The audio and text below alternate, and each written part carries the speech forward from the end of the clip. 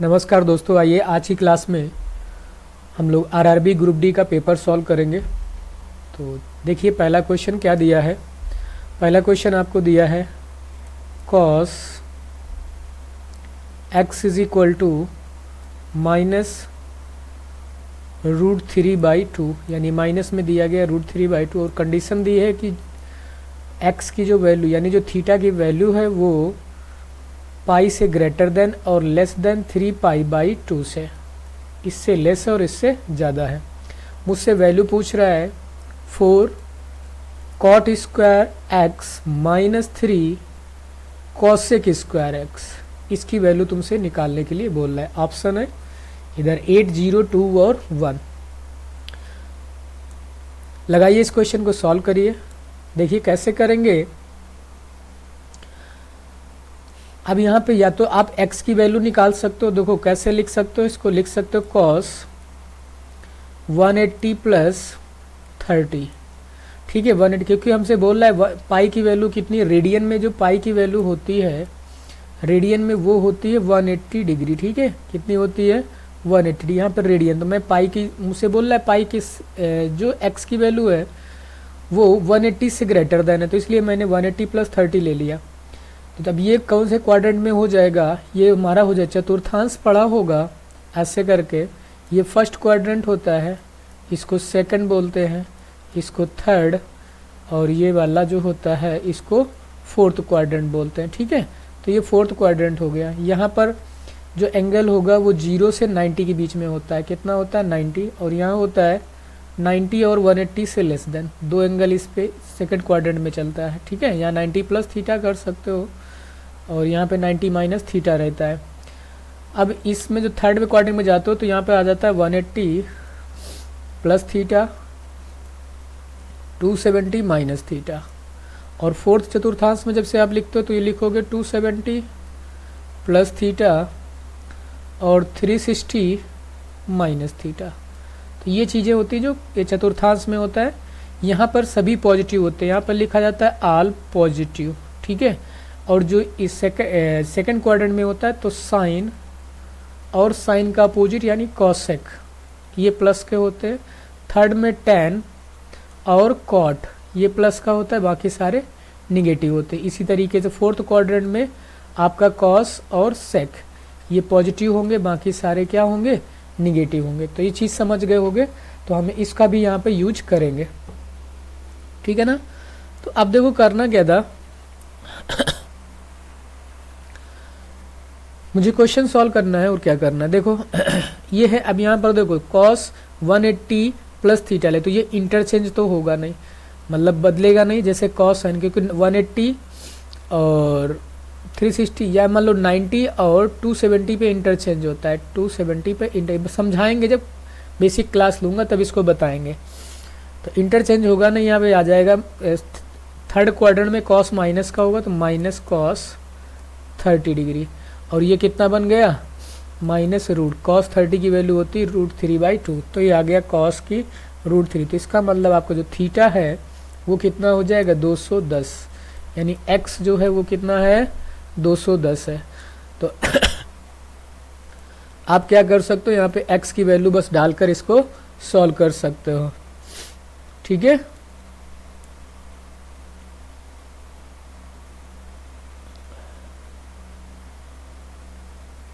हाँ देखिए क्या था 4 cot स्क्वायर थीटा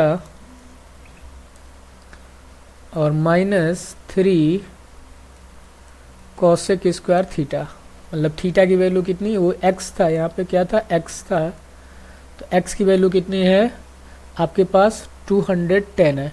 तो यहाँ पर डाल सकते हो 4 cot स्क्वायर 210, मतलब थीटा की वैल्यू रख दी माइनस 3, और यहाँ लिखोगे cosec स्क्वायर 210। बात क्लियर है, कोई डाउट इसमें।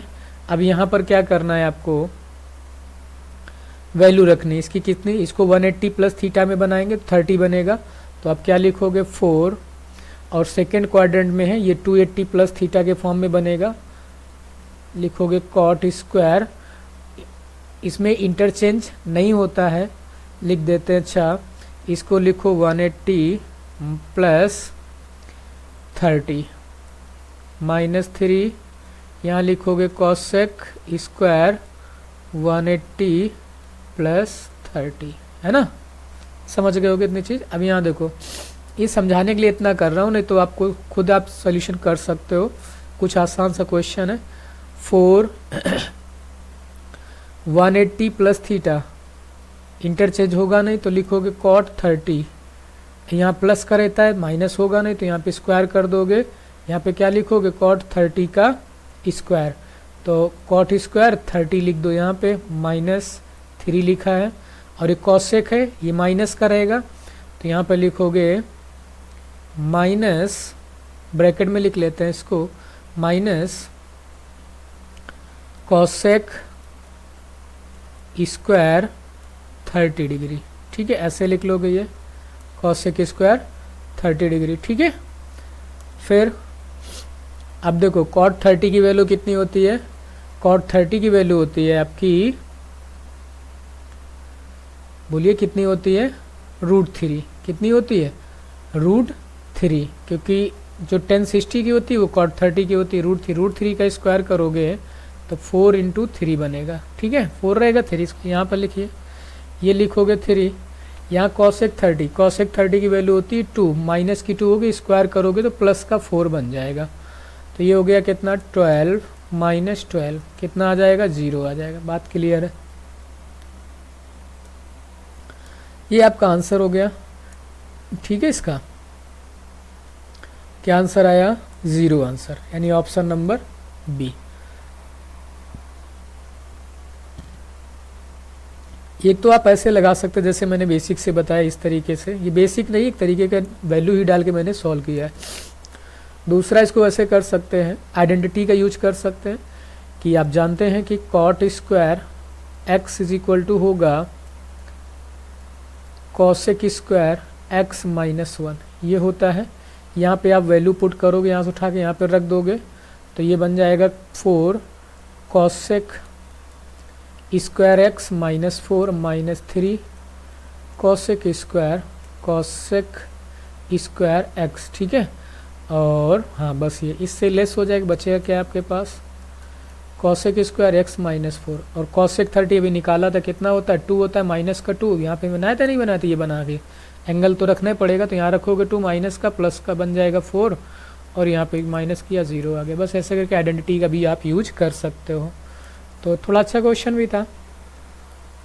देखिए नेक्स्ट क्वेश्चन क्या है। एक डीलर 5% और 20% और 5% की 2 क्रमिक छूट के साथ 5000 में एक अंकित एक वस्तु खरीदता है, उस पर मरम्मत पर 200 रुपये खर्च करता है और इसे 5000 रुपये में बेच देता है। लाभ प्रतिशत या हानि बताइए कितना होगा। देखिए क्या है, पहले 5000 की कोई चीज़ थी, वो उसको कॉस्ट प्राइस करता है, 2 लगातार छूट मिलती हैं। पहले 20% की छूट मिली तो 80/100 हुआ, फिर 5% की छूट मिली तो 90/100 करा दीजिए। यहाँ 2 जीरो से ये 2 जीरो कट कर दीजिए, ये 2 जीरो से ये 2 जीरो कट जाएंगे, 8 5 हो जाएगा 40, इधर हो जाएगा 95। मल्टीप्लाई कराएंगे, 0 आ गया, 4 5 20 और 36 और 2 38। तो जो बुक खरीदी, मतलब जो उसने एक क्या खरीदा था अंकित मूल्य क्या क्रमिक छूट के साथ, एक डीलर एक कोई वस्तु खरीदी है जो कितने रुपए को उसको पड़ी है, 3800 रुपये को। उसमें वो कितना खर्च कर रहा है, उसमें खर्च कर दिया है 200 रुपये। 200 रुपये एक्स्ट्रा खर्च किए गए हैं, तो प्लस 200 इसमें आप और ऐड कर दोगे तो आपका पास जो अमाउंट बनेगा, जो सीपी बनेगा एग्जैक्ट, वो बन जाएगा 4000। कितना बन जाएगा, 4000। उसके बाद कितने में बेच रहा है, 5000 में बेच रहा है। प्रॉफिट कितना हो जाएगा, 1000 का प्रॉफिट हो रहा है। सीपी कितना था, 4000 है, इंटू क्या कर दोगे आप, 100 कर दोगे। 2 जीरो ये चाहेंगे, एक इधर से ये गया, इसको कट करेंगे 25%। तो कितना प्रॉफिट आ रहा है उसका, 25% का लाभ हो रहा है। आंसर नंबर आपका बी ऑप्शन है। क्वेश्चन नंबर सेकंड देखिए सॉरी थर्ड क्वेश्चन नंबर है, ए और बी क्रमशः 15 दिन में, यानी ए और बी एक काम को 15 दिन में और 20 दिन में पूरा करते हैं, 20 दिन में पूरा करते हैं। तो मिलकर पूछ रहा है कि दोनों ने पूरा करते हैं, उन्होंने पूरा काम करने के लिए 77,000 रुपये मिले हैं का ठेका मिला है, तो उनमें ए का हिस्सा कितना है, तो उनकी क्षमता के अनुपात में इनका अमाउंट को हम बांटते हैं। इसका एलसीएम ले लीजिए, 60 आ जाएगा, 4 और 3, तो अनुपात आ गया 4 और 3। ये ए का हिस्सा है और ये बी का हिस्सा है। तो ए को कितने रुपए मिलेंगे, 4/7, और टोटल अमाउंट कितना था, 77,000। से कट करिए 11 आएगा, ये 44,000। कितना रुपए आ जाएगा आपका, 44,000, option number C. Next question को चलते हैं। ए प्रति घंटे 100 रुपये कमाता है और प्रतिदिन 8 घंटे काम करता है। जो ए है एक दिन में कितना 100 रुपये कमाता है प्रति घंटे, 1 घंटे मतलब 1 आवर में उसको 100 रुपये मिलते हैं, और प्रतिदिन कितना काम करता है, 8 घंटे, तो इंटू 8 कर दो, उसका एक दिन की कमाई इतनी हो जाएगी। ठीक है। बी प्रति घंटे 120 रुपये कमाता है और 6 दिन प्रतिदिन 6 घंटे काम करता है। बी और ए की मजदूरी में अनुपात पूछा है, बी और ए की, तो यहाँ पे बी निकाल लीजिए। वो 120 करता है कितने, 6 घंटे में। इसको इससे कट कराइए 2 से,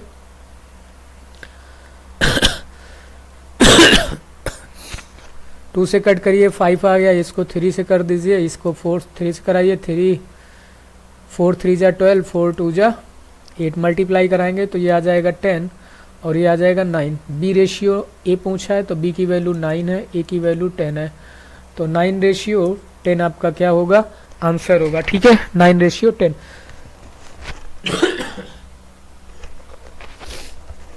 चलिए देखें नेक्स्ट क्वेश्चन।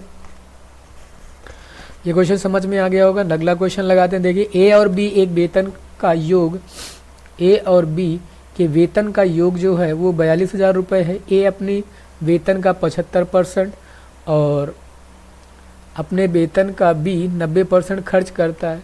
यदि अब उनकी बचत समान हो तो ए का वेतन कितना होगा। देखिए, ए और बी मतलब जैसे मान लो ए को कुछ भी अमाउंट मिलता है, x रुपये मिलता है, और बी को मिलता है y रुपये। दोनों का जो सम है x + y कह सकते, वो है 42,000 रुपये। कितना है, 42,000 रुपये। कह रहा है x कितना खर्च कर देता है, ए कितना खर्च करता है, 75%। जब 75% खर्च कर देगा तो बचाएगा कितना, 25%। तो जो उसकी सेविंग होगी, जो ए की बचत होगी, किसकी, ए की जो बचत होगी, ए की आप बचत निकालोगे तो वो बचत कितनी आ जाएगी, x का 25%। ठीक है, x का कितना, 25%। इसी तरीके से जो b की बचत होगी वो कितनी होगी, y का 10%। ये 10% उसकी बचत, क्योंकि 90% खर्च करता है, यही तो बचते हैं दोनों के। बात समझ गए। तो अब उसके बाद दोनों की बचत क्या कह रहा है, समान है। जब इतना करते हैं तो जो उनकी बचत होती है वो कैसी होती है, समान होती है। तो इसका मतलब हुआ 25 से कम 25 और 25 चौको 100, और ये आ गया 1/10। यानी ये बन गया आपका x/4 इक्वल टू y/10। ये आपस में कैसे हैं, इक्वल है। ये इनकी बचत है तो ये इक्वल है। यहाँ से 4 को उधर भेज दीजिए तो x = आ जाएगा 4y/10। इसको डिवाइड करोगे तो ये 2 और 5, तो x = है 2y/5। यानी x की वैल्यू क्या आ गई, 2y/5। बात क्लियर है। मुझसे वैल्यू किसका पूछा है, ए का पूछा है। किसकी पूछी है, अमाउंट मुझसे पूछ रहा है ए के पार्ट, और ए के पार्ट को हमने क्या लेट किया है, x लेट किया है। क्या लेट किया है, x। तो x ही निकाल लेते हैं यहाँ, तो ये बनेगा 5x/2 = y। यहाँ पर रख दीजिए y की जगह पे, क्या करोगे, y की जगह वैल्यू रखोगे तो x + 5x/2 = 4200। ये बनेगा 7x/2 = 42,000। ये आएगा 6, मतलब 7 6 जा 42, 6 2 जा 12, यानी कितना आएगा, x की वैल्यू आ जाएगी 12, यानी 12,000 रुपीज़। तो x को कितना मिल रहा है, यानी a को जो पार्ट मिलेगा, डी ऑप्शन नंबर है, 12,000 रुपीज़ किसको मिलेंगे, a को मिलेगा। ठीक है ना, इसमें तो किसी कोई प्रॉब्लम हुई नहीं होगी। तो आसान सा क्वेश्चन था, सिंपल हो गया। चलिए नेक्स्ट क्वेश्चन देखते हैं हम लोग। यदि 7 अंकों की संख्या है, संख्या दे रखी है 6 4 x2 9 y और 6, ये किससे डिवाइड हो जाती है, ये 72 से कट जाती है। कंडीशन है x > y, x जो है y से बड़ा है, तो मुझे 2x माइनस वाई की वैल्यू बतानी है। ये क्वेश्चन है, क्वेश्चन समझ गए होगे। तो अब एक चीज़ एक यहाँ पर चेक कर सकते हो, देखो 72 से डिवाइड हो रहा है, इसका मतलब इस नंबर को डिवाइड होने के लिए, इस नंबर को डिवाइड होने के लिए तुम्हें क्या करना होगा, 9 और 8 इन दोनों से डिवाइड होना चाहिए। यहाँ पर 6 9 यहाँ पे y होगा, इन दोनों नंबर से 9 से डिवाइड होना चाहिए और 8 से भी क्या होना चाहिए, डिवाइड होना चाहिए। तो दोनों से डिवाइड होने का मतलब 9 की डिविजिबिलिटी चेक करोगे और 8 की डिविजिबिलिटी। 8 की डिविजिबिलिटी क्या होती है, लास्ट के 3 डिजिट जैसे डिविजिबल है 8 से, तो वो नंबर क्या होगा, 8 से डिविजिबल होगा। फिर 9 की क्या होती है, सभी का सम चेक करना है कि वो 9 से डिविजिबल है, तो इसका मतलब वो नंबर पूरा क्या होगा, 9 से डिविजिबल होगा। तो आप इस क्वेश्चन को ट्राई करिए और लगाइए, बहुत सिंपल सा क्वेश्चन है। आप वैल्यू x और y की यहाँ डालकर डिविजिबिलिटी लगानी है, ठीक है। चलिए नेक्स्ट क्वेश्चन को देखते हैं। एक आयत की लंबाई 11% बढ़ा दी जाती है और चौड़ाई को 11% कम कर दे तो उसके क्षेत्रफल में कितनी कमी आएगी। जो रेट होता है इस मामले में r² 100।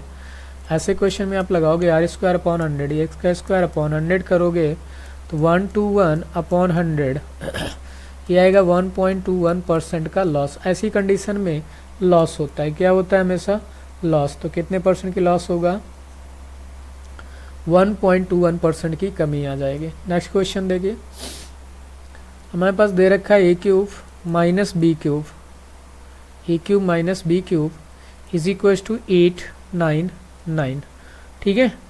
और दिया है a माइनस b 29। मुझसे वैल्यू पूछ रहा है a माइनस b का होल स्क्वायर प्लस 3ab, ये वैल्यू पूछ रहा है। यहाँ तक चीज़ें क्लियर है। वैसे इसको जब सॉल्व करोगे इस वैल्यू को, तो ये यही लिखा है, ये क्या लिखा है, a² प्लस b² और प्लस ab, क्या है ये लिखा है। ये जो फार्मूला लिखा है वो आपके सामने ये वाला है। तो कुल मिलाकर मुझे इसकी वैल्यू चाहिए, किसकी चाहिए, a² plus b² plus ab की, है ना, समझ गए। तो देखिए कैसे करते हैं। यहाँ पर क्या दिया गया है, ये दिया है, तो ये a³ माइनस b³ का फॉर्मूला होता है, वो होता है a minus b, next bracket में होता है a² प्लस b² और प्लस ab, और इक्वल टू में कितना दिया था, 899। बात क्लियर है। इसकी वैल्यू कितनी दी गई, a माइनस b की, a माइनस b की वैल्यू दी है 29। 29 डिवाइड में चला जाएगा, यानी a² plus b² plus ab, जो आंसर आपका होगा वो 899 डिवाइडेड बाई 29, ठीक है ना, बात समझ गए। तो इससे डिवाइड करेंगे तो लास्ट डिवाइड करने पे यूनिट डिजिट कितनी होनी चाहिए, 1, क्योंकि जब डिवाइड करोगे तभी 9 आएगा। जैसे ये 1 होगा तभी यहाँ पे 9 आए, क्योंकि यूनिट डिजिट इसमें 1 है, सॉरी 9 है। तो यहाँ पे 9 लाने के लिए मुझे क्या करना होना चाहिए, वो 1 लास्ट में 1 होना चाहिए, तभी से मल्टीप्लाई। तो यहाँ पर 2-3 नंबर में किसी में 1 नहीं है, इसका मतलब कितना आंसर होगा, 31। 29 से डिवाइड करोगे इसको तो 31 टाइम जाएगा, तो आपका जो आंसर हो गया a प्लस यानी a² plus b² plus ab का जो आपका आंसर आ रहा है वो 31 आ रहा है, ठीक है। तो आप इसको याद कर सकते हो कि 31 इंटू 29, कुछ प्राइम नंबर के प्रोडक्ट होते हैं उनको आप याद रखो तो ज़्यादा बेटर रहता है क्वेश्चन सोल्यूशन करने में, ठीक है। तो ये हमारा क्या हो गया, आंसर हो गया 31 इसका। नेक्स्ट क्वेश्चन लगाते हैं। देखिए क्या है, दो ट्रायंगल्स दिए हैं, दोनों ट्रायंगल सिमिलर होते हैं, समरूप त्रिभुज दे रखे हैं, तो उनके एरिया का अनुपात दे रखा है, और मुझसे क्या पूछा है, एक साइड पूछी जा रही है क्यू पी के। तो ट्रायंगल बना लीजिए इधर, इसका नाम दे दीजिए ए बी सी, और दूसरा कॉन्ग्रुएंट ट्रायंगल है, नहीं सॉरी सिमिलर है, कॉन्ग्रुएंट नहीं है, क्या है, सिमिलर ट्रायंगल है ना कि कॉन्ग्रुएंट है। तो सिमिलर के लिए साइन लगा लीजिए ऐसे करके, और इधर एक ट्रायंगल बना लीजिए, इसको नाम दे दीजिए, क्या नाम है इसका, क्यू आर है। तो यहाँ पर लिखिए क्यू, फिर यहाँ लिखिए पी, और यहाँ पर लिखिए आर, ठीक है। एंगल ए, तो ये वाला एंगल इस एंगल के इक्वल होगा, और एंगल बी जो होगा वो इस पी के इक्वल होगा, और जो एंगल आर होगा आपका वो एंगल सी के इक्वल होगा, ठीक है ना। तो ये हमारा क्या हो गया, जो ट्रायंगल सिमिलर थे वो मैंने लिख लिए। अब एक चीज़ याद रखनी है कि जब किसी भी ट्रायंगल्स का जो एरिया का रेशियो होता है, यहाँ पर लिख रहा हूँ मैं, area of triangle A B C upon में क्या लिखोगे, area of a triangle, area of त्रिभुज कितना हो जाएगा, Q P R, Q P R, या किसी भी ट्राइंगल का जो एरिया का जो क्षेत्रफल का रेशियो होता है उनकी करस्पॉन्डिंग साइड्स के रेशियो के स्क्वायर के बराबर होता है। यानी मैं ऐसे लिख सकते हैं कि ए बी अपॉन में क्यू पी, अपॉन में क्या लिखेंगे क्यू पी, और इसका स्क्वायर कर दें तो ये एरिया के स्क्वायर, ये क्यू पी के स्क्वायर हो सकता है। आप ऐसे भी लिख सकते हो कि B C upon P R, इसके भी स्क्वायर के इक्वल होगा। एज इट इज आप यहाँ पे लिख सकते हो ए सी अपॉन क्यू आर, इसके भी स्क्वायर में होगा। जैसे मीडियन डाली जाती, मीडियन हो या एल्टीट्यूड हो, परपेंडिकुलर ड्रॉ किया जाए दोनों में किसी में भी, तो उनके भी साइड के स्क्वायर के ही क्या होते हैं, इक्वल होते हैं, मीडियन हो या परपेंडिकुलर हो, तो वो इनके साइड के स्क्वायर के ही उनका एरिया इक्वल होता है। तो एरिया का मुझे कितना रेशियो दिया है, 4/25, ऐसे रख दीजिए। ए बी की लेंथ हमें दे रखी है 12 और क्यू पी पूछा है, क्यू पी की जगह क्यू पी डाल दीजिए, और इसका स्क्वायर करोगे तो इधर अंडर ले लो, स्क्वायर हटा दो, उधर से क्या हो जाएगा, स्क्वायर हट जाएगा। जैसे स्क्वायर था यहाँ पे हटाया तो मैंने इधर क्या हो गया, अंडर रूट, तो यहाँ बचेगा आपका 2/5 is equal to 12 Q P. Cross कराओगे ये 6 हो जाएगा, 6 5 जा 30, तो आपका जो क्यू पी होगा वो आ जाएगा 30। कितना आ जाएगा, 30। तो ऑप्शन नंबर आपका क्या है, बी ऑप्शन है। बात समझ गए, सिर्फ ये थ्योरी होती है, मैं इसको याद रखना है। इनका जैसे ट्रायंगल का पेरीमीटर होता है, जैसे इनका रेशियो उनके साइड के रेशियो के इक्वल होता है। सिमिलर ट्रायंगल में जो पेरीमीटर होगा आपका, पेरीमीटर ऑफ अ ट्रायंगल, मान लो ए बी सी अपॉन में perimeter of triangle P Q R, sorry Q P are लिखो, क्यू पी आर, क्योंकि जो सिमिलर उसी क्यू पी आर, ये इनके साइड के रेशियो के इक्वल होता है। A B upon Q P के इक्वल होगा, और ऐसे मान लो B C upon Q R A P R के इक्वल होगा। तो कोई भी साइड, यानी पेरीमीटर जो होता है वो साइड के रेशियो के इक्वल होता है, और एरिया जो होता है वो आपका साइड के स्क्वायर के इक्वल होता है। चलिए नेक्स्ट क्वेश्चन देखते हैं। वृत्त के बाहर बिंदु पी से पी ए और पी बी केंद्र के साथ ओ पर वृत्त के दो स्पर्श रेखा है। ए और बी वृत्त पर स्थित बिंदु है। ए पी इतना दे रखा है, देखो क्या है, फिगर बना देते हैं, ऐसे कुछ बना है।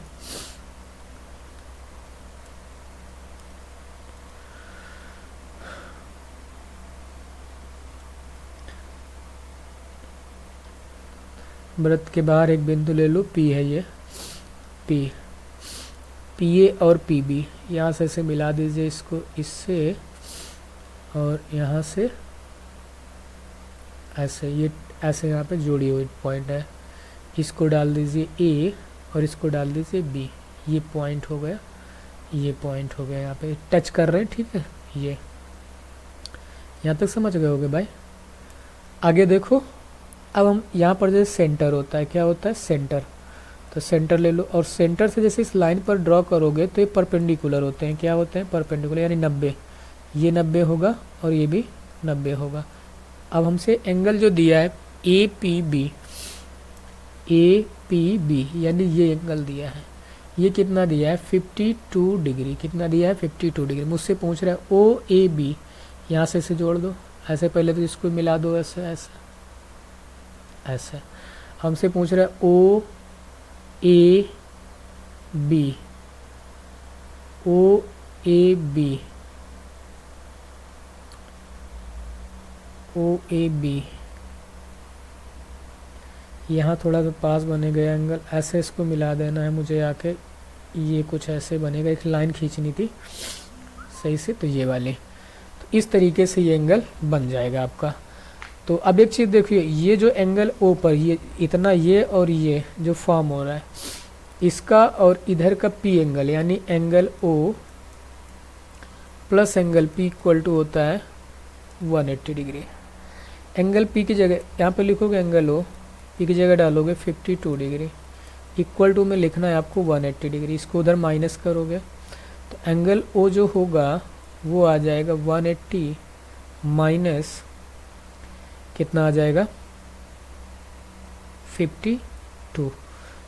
अब इसको लेस कराओ तो कितना आ गया यहाँ पे 8 और यहाँ बचेगा 7, 7 में से 5 जाएगा, कितना बचेगा 2, 128। तो ये वाला एंगल कितना है 128।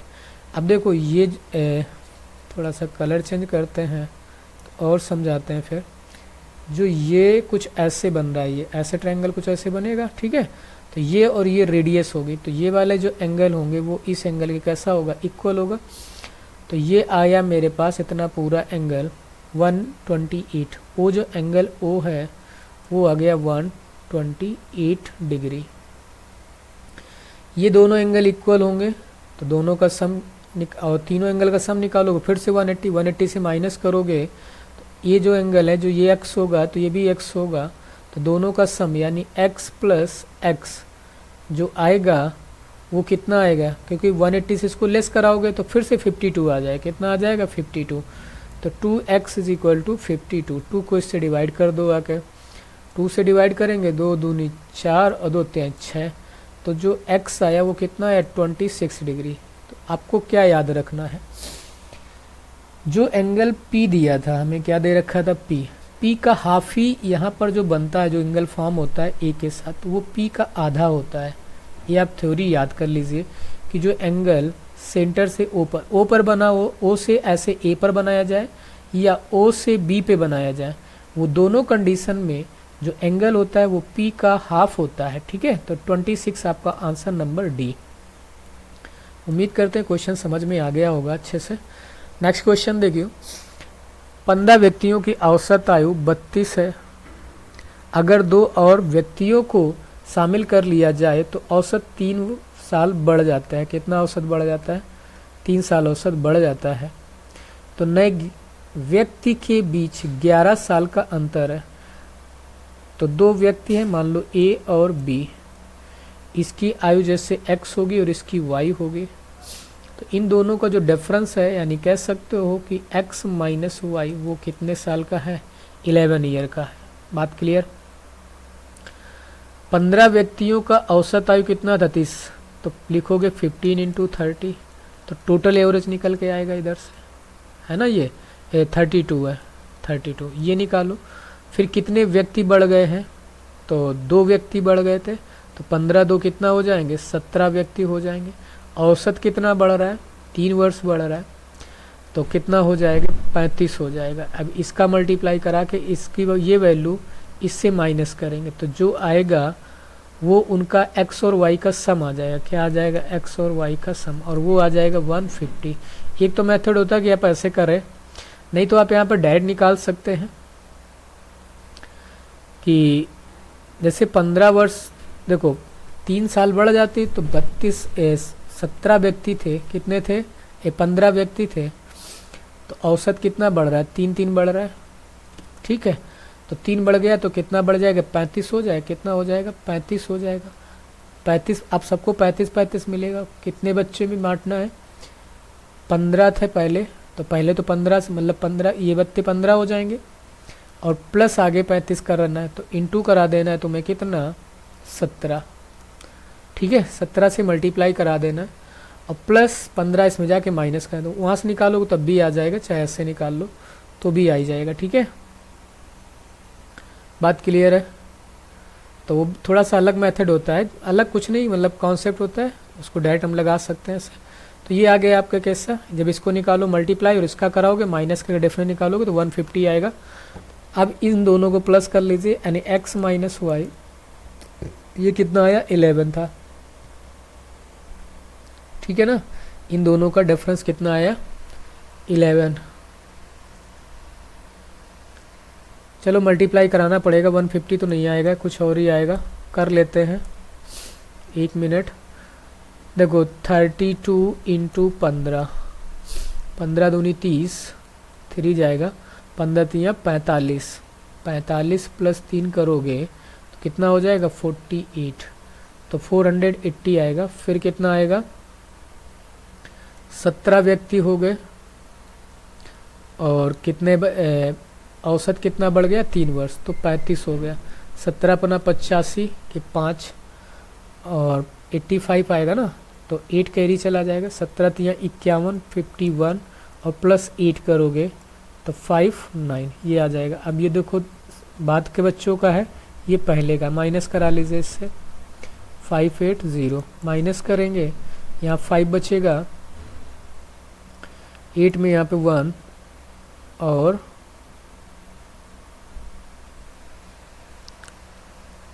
यहाँ पे 4 था, 480 था और ये 1 आ जाएगा। ठीक है, तो कितना आ गया 115, 150 नहीं था वो, 115 आना चाहिए था। ये इधर आ गया आपका, तो ये आ गया आपका x प्लस वाई, और x माइनस वाई हमें दे रखा था 11, प्लस करोगे 2x, इसको सॉल्व करेंगे 11 ऐड करेंगे तो ये कितना बन जाएगा 126। अब 2 से इसको डिवाइड करोगे 63, तो x की वैल्यू कितनी आ जाएगी 63। तो ये पहले बड़े वाले व्यक्ति की जो आयु थी वो कितनी हो गई 63 साल, लेकिन मुझसे छोटे वाले की उम्र पूछी गई थी। तो 115 में से 63 माइनस कर दो, 153 माइनस 63, तो इधर आ जाएगा 2 और इधर बचे कितना 11 6 52 साल। तो छोटे वाले व्यक्ति कितनी है 52 ईयर की एज है। अगला क्वेश्चन देखिए, 2 वर्ष के लिए 21% पर एक निश्चित राशि पर चक्रवृद्धि ब्याज ये मिलता है 6961.5, समान दर पर समान अवधि पर इसका साधारण ब्याज क्या होगा। तो मुझसे सिंपल इंटरेस्ट पूछा जा रहा है 2 वर्ष का, ये हमें क्या दिया है CI दिया गया है। तो जैसे मान लो मैं CP कुछ लेट कर सकते हो, देखो इसको इस तरह क्वेश्चन CP को 100 माना तो पहले ईयर में मुझको 21% ही CI मिलेगा, मतलब SI मिलेगा। सेकेंड ईयर का जो SI होगा ये फर्स्ट ईयर का है, ये फर्स्ट ईयर का, और जो सेकेंड ईयर का जो SI होगा SI2 जो होगा वो 21 रहेगा, और प्लस यहाँ पर 21 का 21%, 21 का 21% निकालोगे तो ये बन जाएगा कितना 441, यानी 4 पॉइंट कितना आ जाएगा 21 प्लस 4.41, इसको सॉल्व करोगे तो बनेगा 25.41। ये इंटरेस्ट आया है SI/S2 यानी सेकेंड ईयर का, बात समझ गए यहाँ पे सेकेंड ईयर का है, और ये किसका था फर्स्ट ईयर का 21। दोनों को जब ऐड करेंगे फर्स्ट ईयर में कितना मिला था 21, कितना मिला था 21, इसमें ऐड कर दोगे तो जो CI होगा हमारा 2 ईयर का वो हो जाएगा 21 प्लस 25.41। अब सॉल्व करोगे, क्या करोगे इसको सॉल्व कर रहे होगे तो ये बनेगा 46.41। ये मान लो कितना, एक यूनिट के हिसाब में मैंने निकाल लिया, 1 यूनिट इज इक्वल टू इतना CI हमें मिला, कितना मिला 46.41। अब हमें क्या चाहिए CP चाहिए, मतलब एक तरीके का, तो इसको क्या करो इससे डिवाइड कर दो जाए 6961.5, डिवाइड कर दिया कितने से, इसी से इसको डिवाइड कर दो, वैल्यू है 46.41 से, और इंटू करा दो किससे 100 से, तो इंटू हो जाएगा 100। ये आ गया CP, और जो CI जो SI होता है वो PR/T/100 होता है, यही होता है। तो देखो P की वैल्यू प्रिंसिपल ये बन गया, ये क्या आ गया, ये मेरा P हो गया, ये प्रिंसिपल ही तो है, लेकिन मुझे इसे क्या बनाना है SI, तो P रख दिया। R की वैल्यू कितनी, वही सेम रेट पे कह रहा है, सेम रेट, तो सेम रेट कितना है 21% अपॉन 100, टाइम कितना है 2, तो इंटू टाइम 2 100 से 100 कट जाएगा, इधर आ गया 6961.5 इंटू बनेगा 42 अपॉन में 46.41।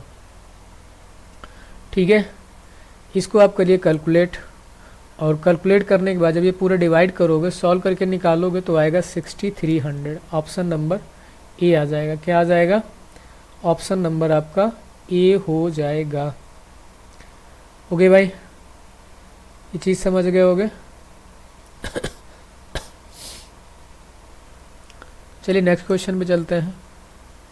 दो वृत्त के बीच की दूरी 13 सेंटीमीटर है, प्रत्येक की त्रिज्या 6 सेंटीमीटर है, तो उभयनिष्ठ स्पर्श रेखा की लंबाई ज्ञात करनी है।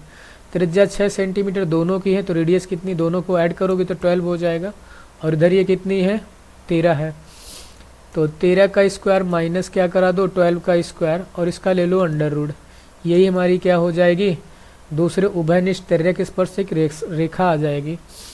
तो ये हो जाएगा 169 माइनस 144, अंडर रूट ट्रिपलेट लगा रहे हैं, यहाँ पे आ जाएगा 25, और 25 का अंडर रूट होता है 5, तो जो आपका आंसर होगा वो 5 आंसर हो जाएगा। नेक्स्ट क्वेश्चन में चलते हैं।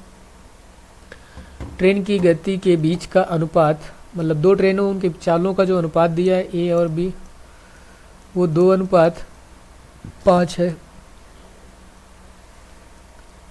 यदि पहली ट्रेन 5 घंटे में 250 किलोमीटर की दूरी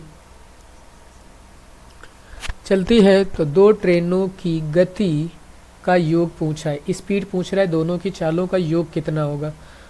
तो देखो पहले ट्रेन कितनी, 5 घंटे में 250 5 घंटे में 25 किलोमीटर पर घावर उसकी क्या स्पीड है, किसकी, पहली ट्रेन की, यानी इसकी। तो दो चाल हमारे 2 है, उससे 50 तो कितना आ जाए, 25 25, उन दोनों ऐड कर लो, 7 25 7 175। ऑप्शन नंबर डी, दोनों की चालों का जो योग है, भाई देखो इसकी स्पीड ये थी, इसकी स्पीड ये, दोनों को ऐड कर दिया तो स्पीड हो गई कितनी, 7। एक यूनिट कितनी निकली थी, 25 के ना, यानी इसको डिवाइड किया, 50 है, 2 यूनिट बराबर 50, 2 यूनिट बराबर कितना है, 50 है, तो 1 यूनिट बराबर कितना आ जाएगा, 25, 1 यूनिट बराबर 25 है, तो 7 यूनिट बराबर कितना हो जाएगा, 175। नेक्स्ट क्वेश्चन देखिए सिंप्लीफिकेशन का, इसको आप करिए फटाफट। 46 + 3 यानी 32 इंटू 3/4 माइनस 6 है, नीचे दिया गया 1 प्लस 34 में से माइनस करोगे 6 तो बचेगा 28 और इंटू 3/4, यहाँ इसको कट करेंगे जाके तो 8 चौक 32 हो जाएगा, और 8 त्रिक 24 इधर बनेगा, इधर 7 चौक 28 21 बन जाएगा। तो इधर बचा कितना तुम्हारा 40 और प्लस 24, इधर बने कितना 21 और प्लस 11 करोगे तो 21 प्लस 11, इसको सॉल्व करिए वो बनेगा 64, और इसको सॉल्व करेंगे बनेगा 32, 32 दूना 64 होता है। ऑप्शन नंबर सी, 2 आंसर हो जाएगा। सिंप्लीफिकेशन करना था। एक आदमी ने 3 वस्तुएं प्रत्येक को 6,000 रुपये में खरीदे। उन्होंने वस्तु को क्रमशः 15% लाभ, 12% लाभ और 15% हानि पर बेची, तो कुल प्रतिशत लाभ तथा हानि ज्ञात कीजिए। देखो भाई क्या है कि 3 वस्तुएं मान लो जैसे ए, बी और सी हैं, प्रत्येक को 6,000 में खरीदा है। प्रत्येक को कितने में खरीदा गया, 6,000 रुपये में, ठीक है। उन्होंने प्रत्येक वस्तु को 15% लाभ तथा इतने में और 15% हानि पर बेच दिए, तो कुल प्रतिशत लाभ या हानि पूछ रहा है। तो अब देखो इसका एक तो मेथड ये है कि आप इसको एक एक करके निकाल लो। इसे कुल मिला के एक में लाभ हो रहा है 15, इसमें वो, तो 15 में जब दोनों सेम होते हैं तो 15% लाभ इधर निकालोगे तो 15 में 225 यहाँ पर डेसिमल लगा दोगे तो 2.25 तो इधर लॉस हो गया, और प्लस 12% का वो लॉस है, तो 12% ये, तो कुल मिला के लगभग होगा जाकर तुम्हारा 14.25% का ओवरऑल में लॉस बन रहा है जाके। तो अब तुम्हें निकालना है प्रत्येक वस्तु के साथ कैसे, तो इसमें टोटल 18,000 निकाल लो, लॉस निकाल लो उसका कितना इतना, और फिर उसमें से परसेंटेज निकाल दो टोटल जाके, क्योंकि ये पूरा बन जाएगा कितना 18,000, 18,000 सीपी बनेगा, उससे इसको डिवाइड कर दो, इंटू 100 करना है। ऐसे कर सकते हो, ये वाला कॉन्सेप्ट हो गया। और नहीं तो आप क्या करो, एक को 15% पहले लाभ पर बेचो, तो इसको 15% जब लाभ पे बेचोगे तो ये टोटल तुम्हारा सभी के तीनों का क्या होगा, सीपी, सभी प्लस करोगे सीपी निकालोगे, फिर तीनों का एसपी निकाल लेना। इसको 15% लाभ पे बेचोगे तो 6000 इंटू 115/100, फिर प्लस दूसरे 12% लाभ पर बेच रहे हो तो इसको 12% पे लाभ कर दीजिए, तो 6000 इंटू 112/100, और दूसरे को 15% लॉस पर बेच रहे हो तो 85/100। बात समझ गए? तो ये SP है और ये CP है। कैलकुलेट करा लीजिए तो प्रॉफिट होगा कि CP पता चल जाएगा। ये बनेगा आपका 18,000 रुपये। ऐसे इसका निकाल लीजिए जितना भी बनता है, और निकालने के बाद आपको कुछ नहीं करना है, सोल्यूशन ही करना है, ठीक है ना। कुछ नहीं, सिंपल देखो, 2 जीरो इधर कट जाएगा, यहाँ पे 2 जीरो काट दो, सब में 60 से मल्टीप्लाई कराना है, मतलब 6 से ही कराना है, कुछ खास नहीं है। अब CP SP देख लेना, SP होगा बड़ा तो उसमें निकालोगे तो उसमें तुम्हारा क्या आ जाएगा, प्रॉफिट आ जाएगा। तो 4% का प्रॉफिट होगा। आसान सा क्वेश्चन है, ज़्यादा टफ नहीं है, कर सकते थे। देखिए अगला, एक समकोण त्रिभुज के कर्ण पर एक समबाहु त्रिभुज बनाया जाता है, उसके क्षेत्रफल क्रमशः H और A है। A/H बराबर होगा। देखिए एक समकोण समद्विबाहु त्रिभुज, तो समकोण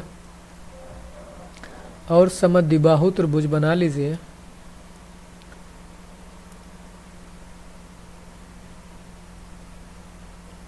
ये बन गया आपका समकोण और समद्विबाहु त्रिभुज। थोड़ा फास्ट करते हैं, अच्छा। और यहाँ पर एक समबाहु त्रिभुज है, ये A होगा तो ये भी A होगा, ये आ जाएगा A√2। इसकी भुजा जो है वो कितनी, A√2 है। बात समझ गए?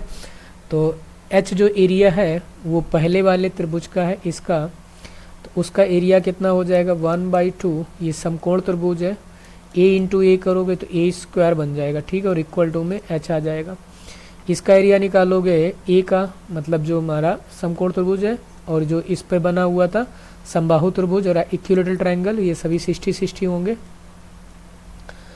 तो जो इसका एरिया निकलेगा वो निकलेगा √3/4 इंटू साइड का स्क्वायर, तो A² इंटू 2 बन जाएगा, ये बन जाएगा। मुझसे पूछ रहा है A/H, तो A की वैल्यू ये है, H की वैल्यू कितनी है 1/2 A²। बात समझ गए? तो A² से A² कट जाएगा, 2 2 जा 4 से 4 कट जाएगा, ये वाला बचेगा क्या, √3। कितना बचेगा, √3। ये जाकर ऊपर चला जाएगा √3, लेकिन A और ऊपर अपॉन पूछ रहा है तो ये पलट जाएगा, मतलब 1/√3। मुझसे A और H पूछ रहा है, A/H। A की वैल्यू ऊपर ले जानी थी, H की वैल्यू नीचे रखनी थी, उसका रेशियो को करना। तो ऑप्शन नंबर आपका A हो जाएगा, बस और कुछ नहीं है। नेक्स्ट क्वेश्चन देखिए, 7 दिया गया है, इसकी वैल्यू पूछी गई, इसका क्यूब करा दीजिए। 7 का क्यूब होता है 343, 3 4 3, और क्यूब करके 3 गुना इसका प्लस कर दीजिए, 7 3 21, 21 प्लस करोगे इसमें तो ये बनेगा 4 6 3, आंसर आ जाएगा 364। Option number B। Option number कौन सा है, B ऑप्शन है। कौन सा है, B, ना कि C। Option number B। Next question देखिए, sec theta is equal to 8x दिया, tan theta is equal to ये दिया, इसकी वैल्यू पूछी गई, इसकी वैल्यू क्या है, ठीक है ना। बात समझ गए? यानी sec theta is equal to this and tan theta is equal to this, इतना दिया गया। तो देखिए इसको कैसे कर सकते हो, यहाँ पर लिखा है कितना, sec theta by 8 is equal to x, और फिर लिख दो tan theta is equal upon में 8 1/x। 1/x की वैल्यू ये है, इसका स्क्वायर करा दो इधर, और इधर भी इसका स्क्वायर कर दो, एज इट इज इधर स्क्वायर कर दो, इधर स्क्वायर कर दो। सेक स्क्वायर माइनस 10, मुझसे स्क्वायर माइनस करवा रहा है, माइनस करा दे, दोनों इक्वेशन क्या कर दीजिए, माइनस कर दीजिए, बस और कुछ नहीं करना है। यहाँ हो गया x² माइनस 1/x², इधर माइनस करोगे ये बनेगा सेक स्क्वायर 64, ठीक है, कितना बन जाएगा 64 लिख लेते हैं, 64 माइनस 10² अपॉन में 64, ठीक है ना। ये चीज़ समझ गए होगे। इधर लिखा है x² माइनस 1/x², यहाँ 64 कॉमन ले लोगे, क्या ले लोगे 64 कॉमन, जब 64 आप कॉमन लोगे तो 1/64 आएगा, इधर बनेगा sec square theta minus tan square theta, identity लगा दे, इसकी वैल्यू 1 होती है, तो ये आ गया 64 is equal to x² minus 1/x²। लेकिन मुझसे पूछ कितना रहा था 16, तो इंटू क्या करा दीजिए 16, यहाँ भी 16 से इंटू का 16 चौको 64, यानी 1/4 x² माइनस 1/x² की वैल्यू कितनी आ रही है 1/4। Option number A. आप और भी किसी मेथड से इसको कर सकते हो, कोई ज़्यादा वो सा नहीं प्रॉब्लम हो जो उसमें, हम और भी किसी भी मेथड से इसको सॉल्व कर सकते हैं। ठीक है, चलिए नेक्स्ट क्वेश्चन देखिए। ये दे रखा है 7 सेक स्क्वायर थीटा और यहाँ पर 3, दोनों का सम 90 बन रहा है, यानी इसका मतलब ये होगा 1। साइन 90 की वैल्यू होती है 1, प्लस लिखिए 2, 1 से मल्टीप्लाई करोगे 2 ही रहेगा, माइनस इन दोनों का थीटा 38 डिग्री लिखा है और 52 डिग्री लिखा है, दोनों की वैल्यू 1 होगी तो माइनस का 4 आ जाएगा। और कुछ लिखा था यहाँ पे y भी लिखा था, तो यहाँ पे 4y बन जाएगा, इंटू में y भी लिखा है, यहाँ पे इक्वल टू में लिखा है y/2। सॉल्व करिए इसको, इधर बन गया कितना 7 2 9, 9 माइनस 4 y और 2 से इधर मल्टीप्लाई करा देंगे आके, तो ये हो जाएगा कितना 18 और ये हो जाएगा 8 इज इक्वल टू y। इसको उधर ले जाओगे तो 18 इज इक्वल टू 9y, 9 2 जा 18, तो y की वैल्यू कितनी आ गई 2 आ गई। ये ऑप्शन नंबर ए हो गया आपका। क्वेश्चन हो गए सारे ख़त्म। ठीक है, थोड़ा टाइम ज़्यादा लग गया, 45 मिनट हो गए। मैंने जितने क्वेश्चन किए थे सारे ख़त्म हो चुके हैं। ओके, तो आप इनको प्रैक्टिस करिए, लगाइए क्वेश्चन को। ओके चलिए ठीक है, थैंक यू, बाय।